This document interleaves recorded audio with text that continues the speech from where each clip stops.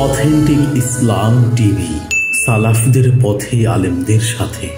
কাজে আল্লাহর উপর পূর্ণ তাওয়াক্কুল করতে চাই, কিন্তু মানুষের চিন্তা চলে আসে, যেমন মানুষ কি মনে করবে না করবে ইত্যাদি। এই বিষয়গুলো বর্জন করে কিভাবে সব আল্লাহর জন্য করতে পারি তার পরামর্শ চাই। ছোট সময় আমরা পড়েছিলাম, পাছে লোকে কিছু বলে, করিতে পারি না কাজ, নাহি ভয় নাহি লাজ, কি যেন এরকম আছে, যাই হোক আমার পুরো মনে নাই।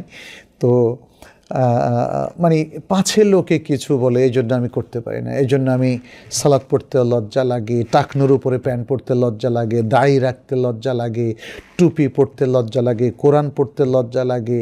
এখন তো শুনলাম যে ইউনিভার্সিটিতে সালাম দিতেও নাকি লজ্জা লাগে। ইন্না লিল্লাহি ওয়া ইন্না ইলাইহি রাজিউন। আমাদের অনেক ছোট বোনদের তাদের নিকাব পড়তে লজ্জা লাগে, তাদের পর্দা করতে লজ্জা লাগে।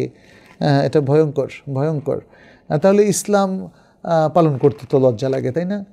এটা ঠিক না, এটা ঠিক না। এই লজ্জা থেকে আমাদেরকে বের হয়ে আসতে হবে এবং আমরা যেন আল্লাহর দিকে চলে আসি, আল্লাহর পথে চলে আসি, তওবা করে চলে আসি। আমাদেরকে সাহসী মুসলিম হতে হবে, প্রোডাক্টিভ মুসলিম হতে হবে, আমাদেরকে সিরিয়াস মুসলিম হতে হবে, আমাদেরকে সিনসিয়ার মুসলিম হতে হবে। লজ্জা করা যাবে না। আখিরাতে আল্লাহর সামনে দাঁড়ানোকে ভয় করুন, তাহলেই আপনি জান্নাত পাবেন।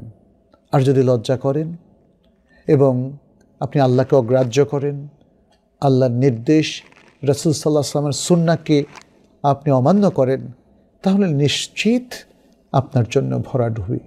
আল্লাহ যেন আমাদেরকে সে ভরাডুবি থেকে রক্ষা করেন, জাহান্নাম থেকে রক্ষা করেন এবং জান্নাতের আহাল হওয়ার তৌফিক দান করেন।